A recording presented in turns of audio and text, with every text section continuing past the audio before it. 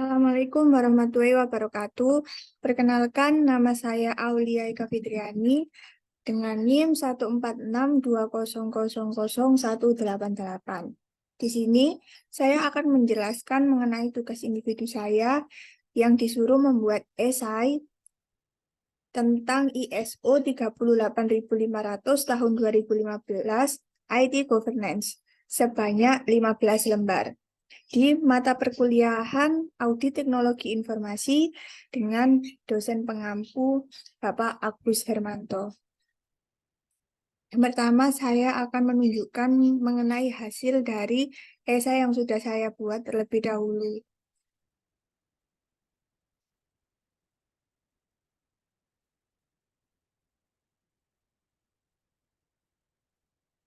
Yang pertama, saya mengampu mata kuliah Audit Teknologi Informasi di kelas B. Yang pertama ada pengantar mengenai ISO 38500 tahun 2015. ISO sendiri merupakan International Organization for Standardization, yaitu sebuah badan yang khusus untuk standarisasi di seluruh dunia atau internasional. Badan-badan yang menjadi anggota ISO berpartisipasi dalam pengembangan standar internasional melalui sebuah komite teknis yang sudah dibentuk atau sudah bekerja sama dengan IEC atau International Electrotechnical Commission dalam bidang yang menjadi kepentingan bersama.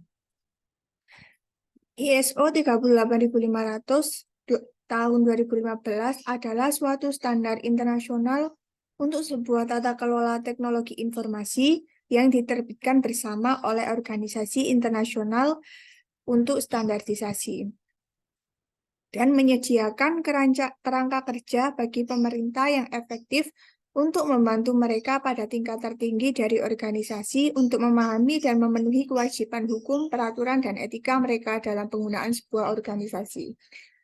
Kemudian di dalam ISO 38500 tahun 2015 menetapkan 6 prinsip tata kelola perusahaan yang baik dari IT.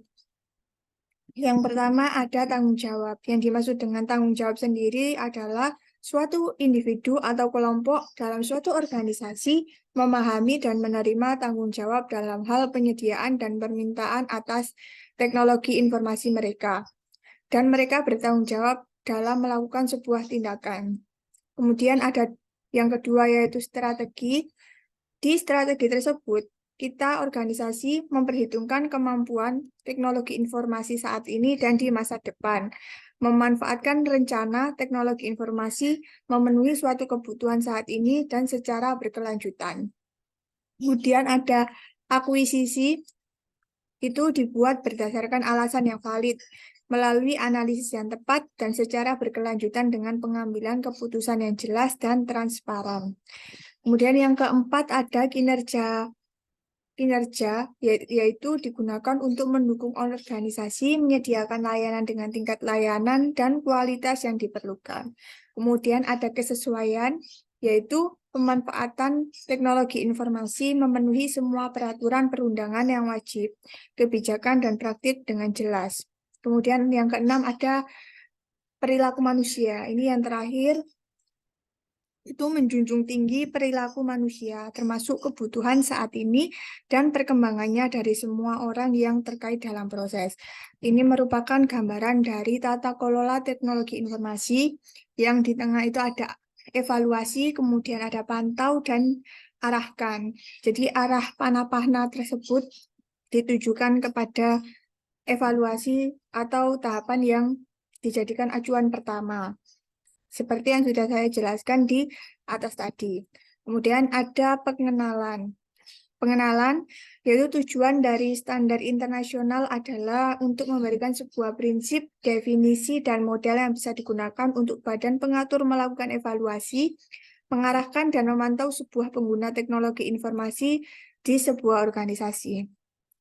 Sebagian besar organisasi menggunakan teknologi informasi itu sebagai sebuah alat dasar dan hanya sedikit yang dapat berfungsi secara efektif ketika tidak menggunakan teknologi informasi. Jadi, teknologi informasi itu merupakan faktor penting dalam rencana bisnis di masa depan dari banyaknya organisasi yang sudah menggunakan. Pengeluaran untuk sebuah teknologi informasi itu dapat mewakili sebuah proporsi dari sebuah pengeluaran keuangan yang tepat dan sumber manusia yang ada di organisasi tersebut.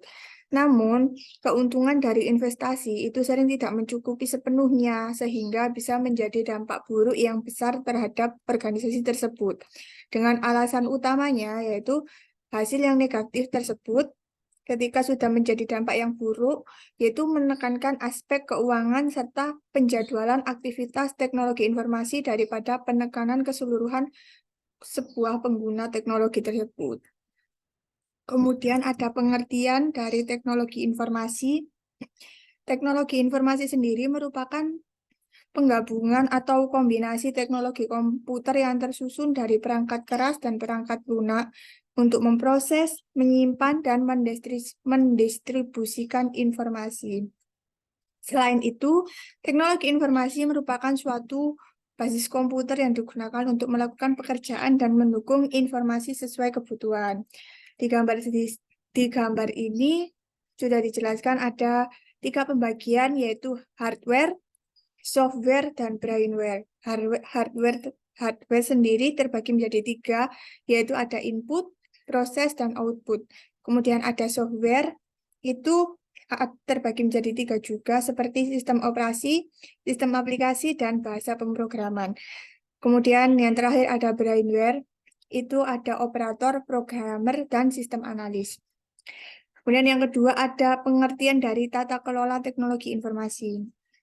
Tata kelola teknologi informasi seperti yang sudah dijelaskan tadi di atas, yaitu Information Technology Governance adalah sebuah tanggung jawab dari manajemen eksekutif yang berupa kepemimpinan, struktur organisasi, dan kumpulan sebuah proses dalam menjamin teknologi informasi pada suatu perusahaan atau lembaga atau instansi dan mendukung tujuan dari instansi atau lembaga tersebut. Selain itu, tata kelola teknologi informasi merupakan suatu tingkat kekuasaan untuk membuat keputusan dari teknologi informasi tersebut. Berdasarkan pengertian yang sudah saya jelaskan tadi, tata kelola teknologi informasi merupakan sebuah upaya yang dilakukan oleh manajemen level atau direksi atau badan eksekutif untuk memastikan strategi teknologi informasi dan strategi bisnis tersebut berjalan selaras agar tercapainya tujuan dari organisasi atau perusahaan. Di gambar di sini ada penjelasan dari IT governance, itu ada strategi, ada value delivery, ada risk management, ada resource management, kemudian ada performance management. Yang selanjutnya ada tahapan perancangan dan penerapan tata kelola teknologi informasi. Dari tahapan perancangan dan penerapan tata kelola teknologi informasi, itu ada identify needs atau mengidentifikasi sebuah kebutuhan dengan memahami sebuah latar belakang, memahami sebuah tujuan bisnis, dan memahami potensi resiko yang akan mempengaruhi tujuan, serta menentukan lingkup proses yang akan dikelola.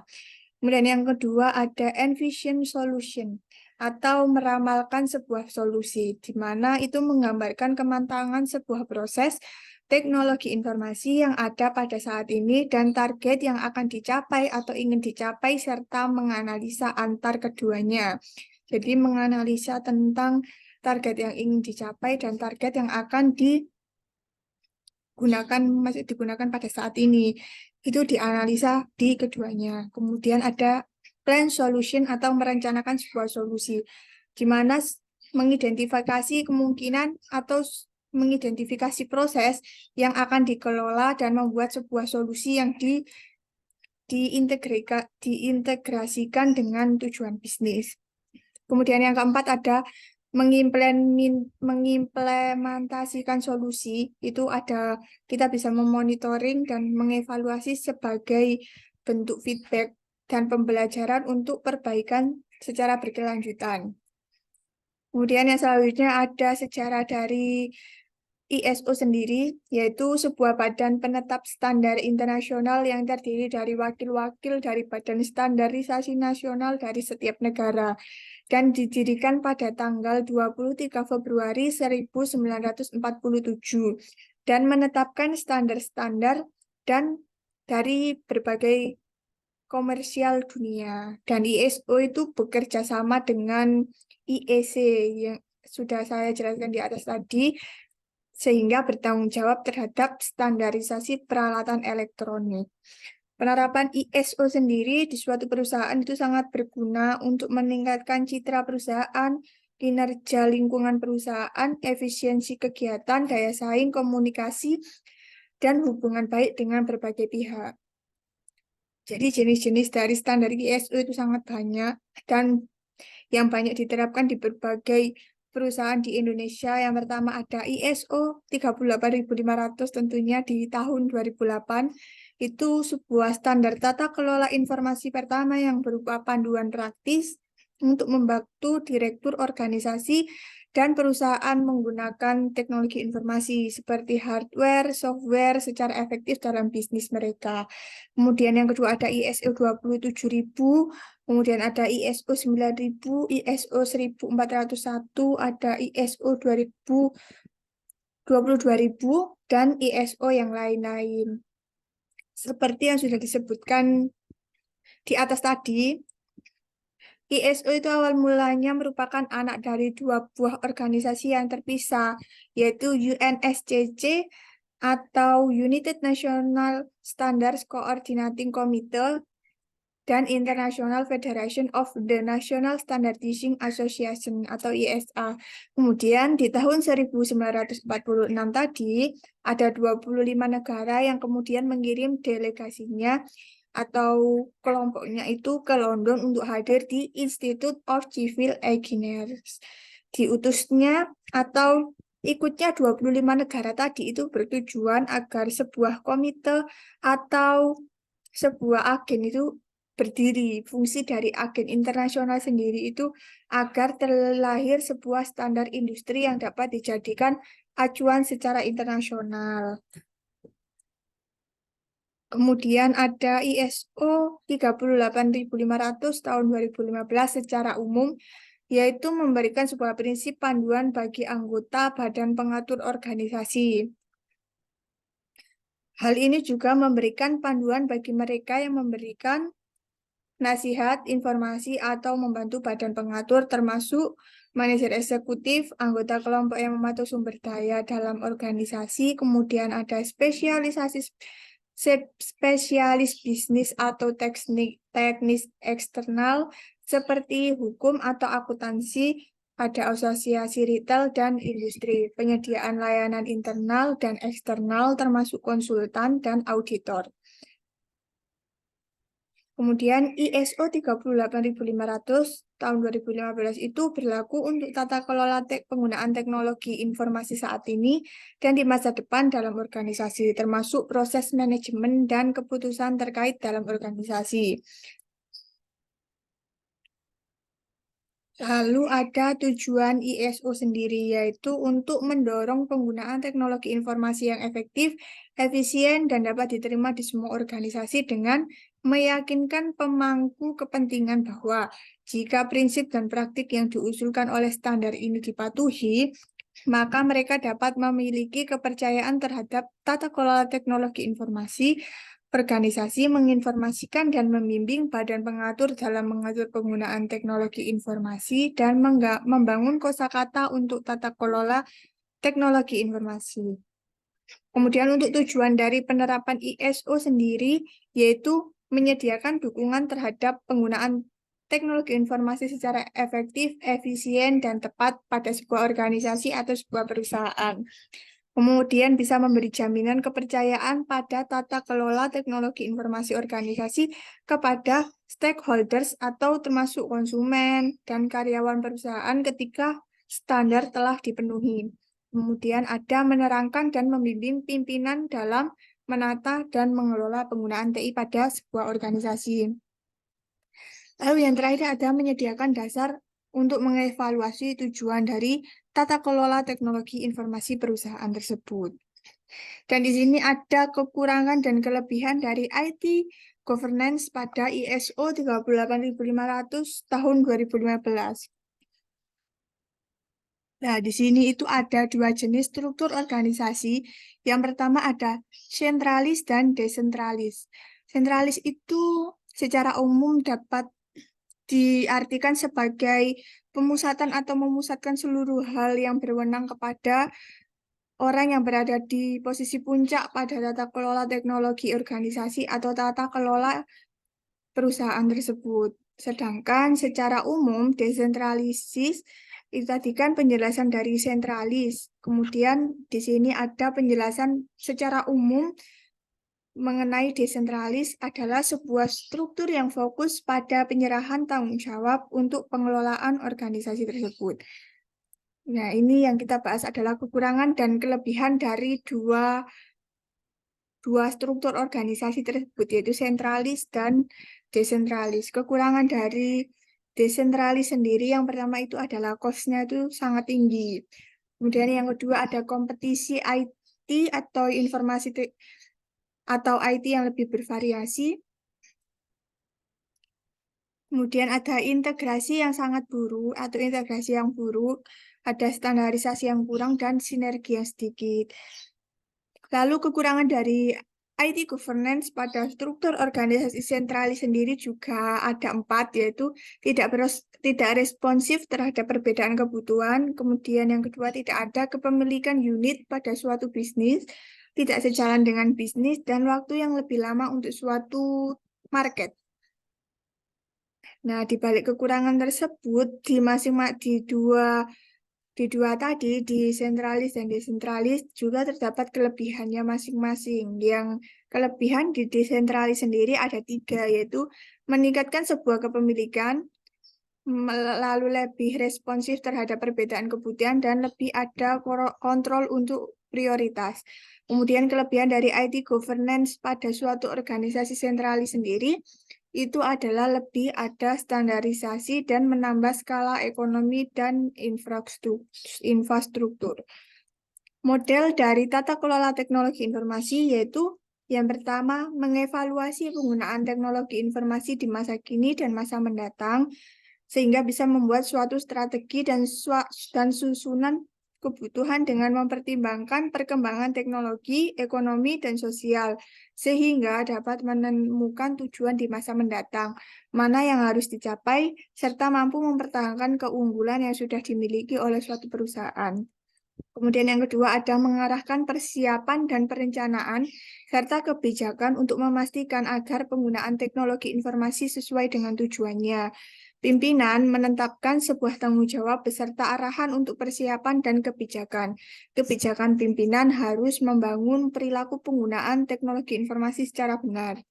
Yang ketiga dan yang terakhir yaitu memantau kesesuaian teknologi informasi dengan kebijakan dan penggunaannya terhadap perencanaan yang telah disiapkan. Lalu ada permodelan ISO 38500. Di sini dijelaskan yaitu ada 3 proses, yaitu evaluasi direct dan monitoring.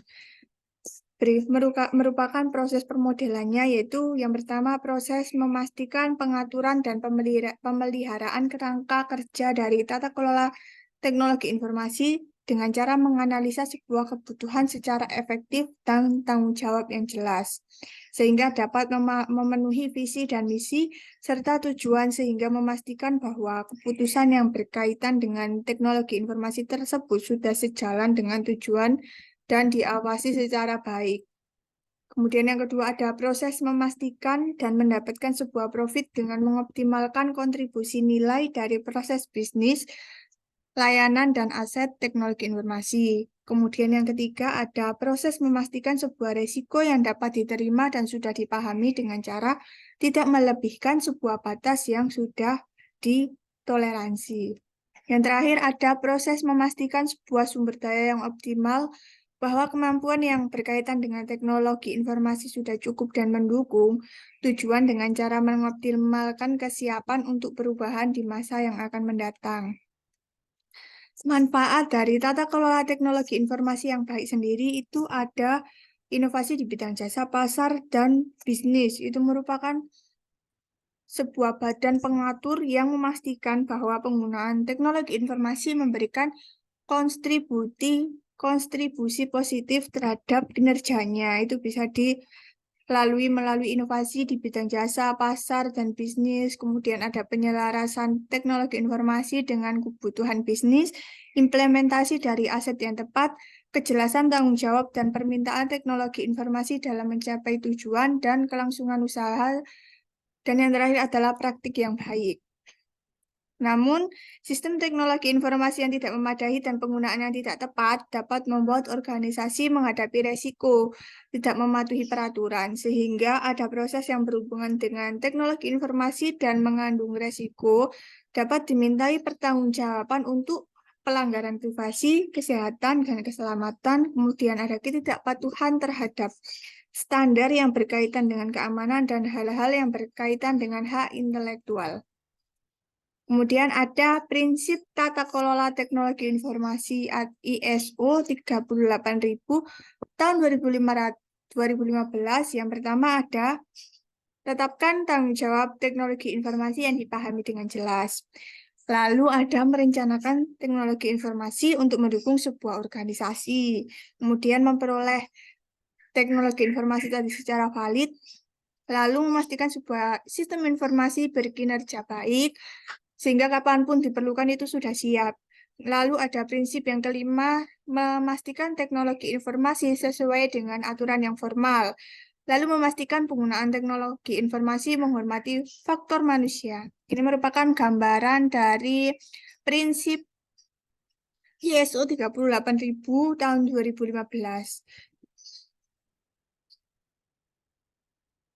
Ini daftar pustakanya.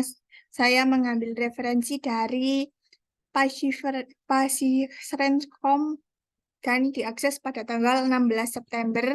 Lalu di Akademika itu diakses tanggal 17 September tahun 2023.